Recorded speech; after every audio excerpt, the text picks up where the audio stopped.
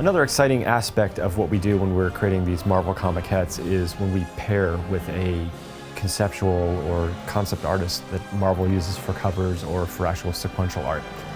And one person we've been working with is Ariel Olivetti. And we've done a Venom Comiquette based on his really unique hulking style that he brings to these sort of monstrous characters. And we wanted to work out a series that really kind of put some characters in context with one another. So we're following up the Venom with a Carnage.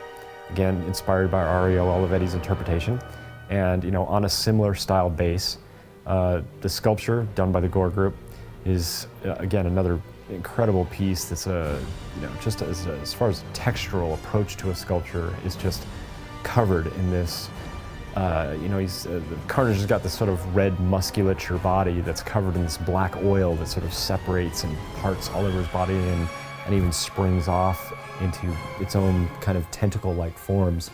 So this comiquette that we created and conceptualized with Ariel was quite a dynamic piece, because it's not just the sort of pose dynamic of the character, but we also wove in these sort of extensions. There's a big part of his body that comes through his arm that turns into this sort of like axe-like blade, which, in the interpretations in the comics and the graphic novels, he's always sort of extending his body and transforming it into whatever weapon or item he needs as the situation dictates, I guess.